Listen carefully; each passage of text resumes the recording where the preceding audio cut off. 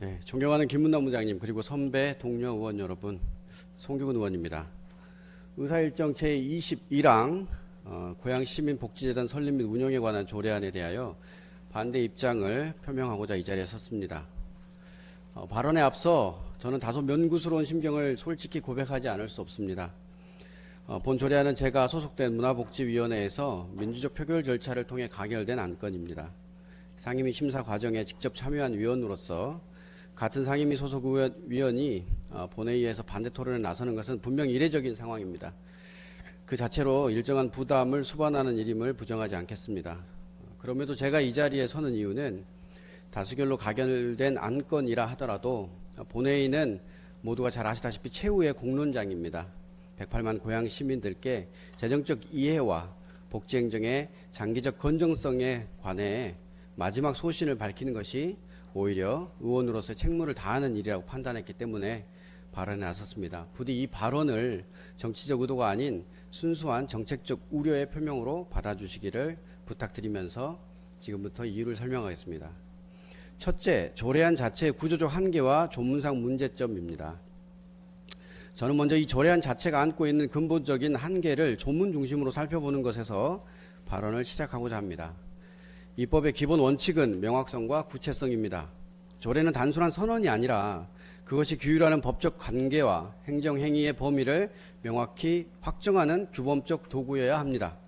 그러나 본 조례안은 이 점에서 심각한 결함을 노정하고 있습니다.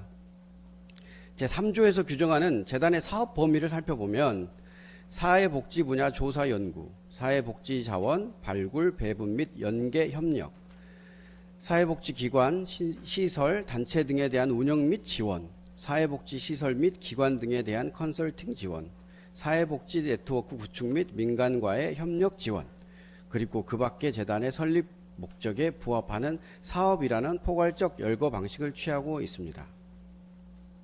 이 열거 항목들이 각각 어떠한 구체적 사업을 지칭하는지 현재 시 집행부가 수행하지 못하고 있는 어떤 사각지대를 메우는 것인지에 대한 명확한 답이 이 조문 어디에도 담겨져 있지 않습니다. 저는 과거 상임위 심사 과정에서 시민복지재단만큼 흐리멍텅하고 추상적인 단어가 혼재되어 있는 조례를 본 적이 없다라고 지적한 바 있습니다. 이에 대해 시 집행부에 시 스스로 현재 하지 못하는 구체적 사업이 무엇인지 명확한 답변을 수차례 요청하였음에도 납득할 만한 응답을 끝내 얻지 못하였습니다. 이는 조례안의 목적 규정인 제1조의 탄력적 대응과 전문성 증진이라는 수사가 구체적 실체 없는 선언에 머문다는 점을 방증하는 것입니다. 만약 이 조문대로 재단의 사업 범위를 규정하면 우리 시 사회복지국은 무엇을 하겠다는 겁니까? 재단이 다 하는데요. 네. 다음으로 제6조 제2항에 이사장은 시장으로 한다는 규정은 더욱 심각한 구조적 문제를 내포합니다. 자, 시장이 이사장을 당연직으로 겸하게 되는 이 구조는 외형상 강력한 리더십과 정책 연계성을 표방하지만 실질적으로는 재단 운영에 대한 독립적 감시 및 견제 기능을 처음부터 봉쇄하는 설계입니다.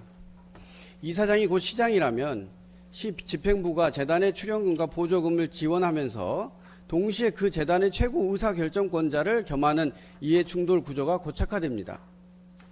행정의 감독자와 피감독기관의 수장이 동일인인 상황에서 제16조에서 규정하는 시장의 업무, 회계, 재산에 대한 검사 및 자료 제출 요구가 실질적 의미를 가질 수 있겠습니까? 시장이 시장 자신의 재단을 감독하는 자기감독의 패러독스가 발생하는 것입니다. 우린 문화재단을 잘 알고 있죠. 예, 이미 시장의 입맛대로 운영되고 있잖아요. 그런 조직을 하나 더 만들다는 겁니까? 자, 이 점과 관련해서 저희 문화복지위원회가 이미 방문한 바 있는 평택복지재단을 비롯한 일부 재단은 시장이 이사장직을 당연직으로 겸하지 않고 이사회 추천 및 임원 추천회의 절차를 통해 별도의 이사장을 선임하는 방식을 채택한 바 있습니다. 이런 것도 있어요. 물론 이 방식도 최선은 아닌 것을 알죠. 예. 어쨌거나 이렇게 노력하고 있는 지자체도 있다는 겁니다. 그런데 우리 시는 아예 이사장을 시장이 하겠다고 못 받고 있죠. 아울러 부칙 제2조에서 조례 시행 후 최초 설립에 필요한 정관 규정은 시장이 제정하도록 규정하고 있는 점 역시 주목할 필요가 있습니다. 즉 재단 설립의 기초가 되는 정관과 내부 규정을 시의회의 검토나 동의 없이 시장이 단독으로 제정할 수 있도록 한 것은 설립 과정에서 의회의 행정통제 기능이 사실상 배제됩니다. 네. 조례만 통과되고 나면 재단 설립 이후의 운영 방향과 사업 내용을 집행부가 독자적으로 결정하는데 아무런 제도적 제동장치가 없다는 의미이기도 합니다. 자, 두 번째, 고양시의회 논의 과정에서 거듭 확인된 구조적 문제들 관련 사항입니다. 본 조례안은 이번이 처음 제출된 것이 아니죠. 지난 2025년 3월, 10월 두 차례에 걸쳐 본회의에서 부결된 전력이 있으며 그 심사 과정에서 문화복지위원회와 예산결산특별위원회를 통해 반복적으로 동일한 문제점들이 지적되어 왔습니다. 그럼에도 이번 조례안은 그 지적사항들을 실질적으로 반영한 흔적을 찾기 어렵습니다. 제292회 임시회 문화복지위원회 심사에서 집중적으로 제기된 쟁점을 상기하면 우선 복지재단을 사실상 연구기관으로 설계한 데 대한 비판이 여전히 존재합니다. 조례안 부결을 반복하면서 연구 기능을 줄이려고 노력하였지만 시집행부가 끝끝내 포기할 수 없는 부분이 연구 기능인 것으로 저는 이해하고 있습니다. 최초 시집행부는 전체 인원의 3분의 1에 달하는 6명을 연구직으로 구성하겠다는 계획을 제시한 바 있는데 잘 아신 것처럼 이미 고양연구원이 연구 기획 기능을 수행하고 있는 마당에 복지 분야에만 별도 연구조직을 추가하는 것이 중복투자라는 지적도 이어졌습니다. 그렇다면 복지재단의 연구 기능을 탑재한다면 고양연구원의 복지 관련된 기능은 어떻게 할까요? 그 인원은 해촉해야 됩니까? 아니면 다시 그 인원은 복지재단으로 이적해서 거기서 근무해야 합니까? 자, 나아가 재단이 담당할 컨설팅 지원이라는 사업이 실제 현장에서 어떠한 구체적 행태로 구현될 것인지, 그리고 그것이 현재 시 복지 관련 부서가 이미 수행 중인 업무와 어떻게 차별될 것인지에 대해서도 명확한 답변이 끝끝내 제출되지 못했습니다. 세 번째, 고양시의 재정 구조와 복지 재량 범위의 현실에 관한 건입니다. 저는 그동안 의회에서 고양시의 복지 예산 구조에 대한 냉철한 분석을 수차례 제시한 바 있습니다. 이 숫자들은 단순한 통계가 아니라 고양시민복지재단 설립의 가능성과 실효성을 가늠하는 핵심 지표라고 본 의원은 생각합니다. 2025년 기준 고양시의 전체 예산은 약 3조 8천억 원입니다. 이 중 사회복지 예산은 약 1조 4,500여 원으로 전체 예산의 약 38%를 차지합니다. 외형상 매우 방대한 복지 예산처럼 보이지만 실상을 들여다보면 이 중 10이 100%로 편성되어 고양시가 자율적으로 기획하고 집행할 수 있는 예산은 약 1,595억 원, 즉 전체 복지 예산의 약 11%에 불과합니다. 나머지 89%, 반올림하면 90%는 국비, 도비, 보조사업과 기초연금, 장애인연금 등 법정 의무 지출로 구성되어 있습니다. 이는 결국 시민복지재단이 이른바 복지정책 컨트롤타워로 기획 집행할 수 있는 사업 영역이 전체 복지 예산의 10분의 1 수준에 머무른다는 사실을 의미합니다. 이러한 현실 속에서 시집행부는 향후 5년간 최초 추산 최대 158억 원을 재단에 투입할 계획을 제시한 바 있습니다.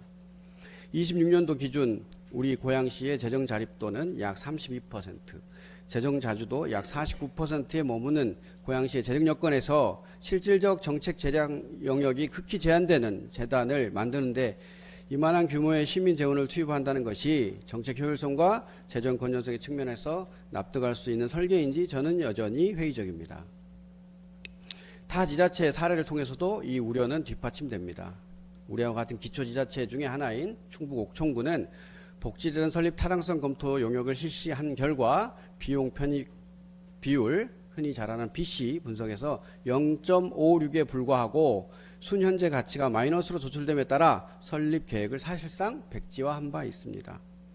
행정안전부 지침상 최소 인력 기준 20명을 준수할 경우 연간 약 22억 원의 운영비가 고정적으로 발생하는데 그 비용을 감당하기는 어렵다는 판단을 한 것입니다.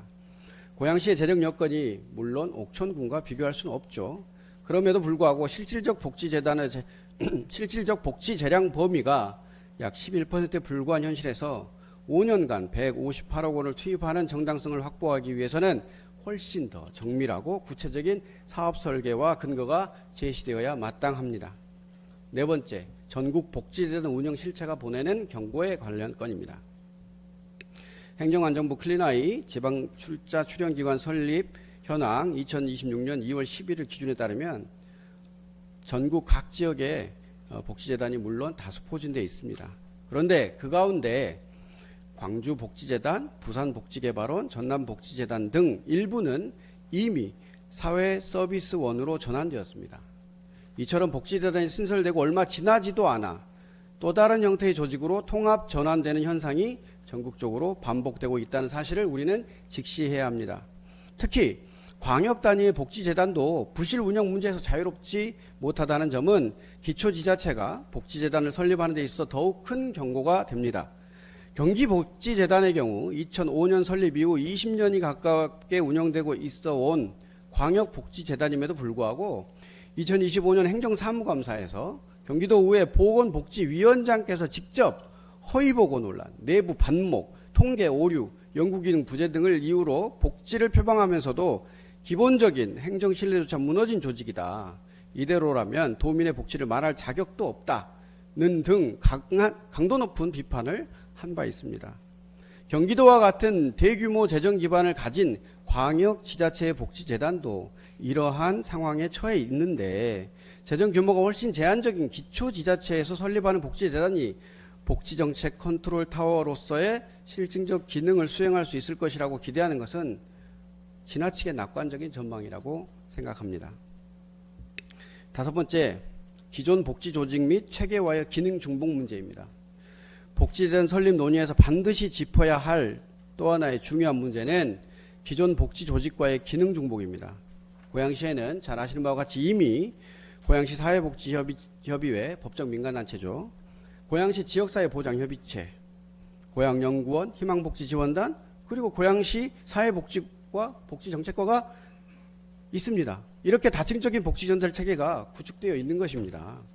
이 중 고양시 사회복지협의회는 사회복지 자원 발굴 및 배분, 복지기관 간 연계 및 협력 등을 주요 기능으로 수행하고 있는 법적 민간단체로 본 조례안 제3조의 사업 범위와 상당 부분 중첩됩니다. 실제로 덕양노인종합복지관장은 복지재단의 기능이 법적 민간단체인 고양시 사회복지협의회의 기능과 중복이 되는 것에 대한 우려가 있다고 이미 명시적으로 지적한 바가 있습니다. 고양시 지역사회보장협의체 역시 민관 협력조정기구로서 사회복지 네트워크 구축과 자원연계 기능을 수행하고 있어 재단 설립 시 이 기구의 위상 약화와 기능 중복이 불가피하게 발생할 것으로 우려합니다. 본 의원은 이 부분과 관련해서 이미 심사 과정에서 고양시 안에 기존 복지 조직들이 존재함에도 불구하고 시가 복지재단 설립을 주창하는 것은 역설적으로 기존 단체들에 대한 불신과 역할에 대한 축소? 이런 것들을 주장하고 있는 거 아니냐, 제가 반문한 적이 있습니다. 그러니까 그분들이 역할을 못하니까 재단을 설립하다는 논리를 피는 겁니까? 그러면 그분들이 더 역할을 할 수 있도록 제도를 정비하는 것이 우선이 돼야지 왜 이렇게 해법을 진단하는지 모르겠습니다. 자, 나아가시 집행부는 재단의 연구 기능을 강조한 바 있죠. 앞서 말씀드린 바와 같이 고양연구원이 이미 존재하는 상황에서 복지 분야에만 별도의 연구 기획 기능을 수행하는 재단을 설치하는 것은 행정자원의 비효율적 분산을 초래할 뿐입니다. 여섯 번째, 고양시 희망복지지원단의 성과와 복지재단 필요성에 대한 의문의 관련 건입니다. 저는 이 점에서 한 가지 중요한 사실을 여러분들과 함께 상기하고자 합니다.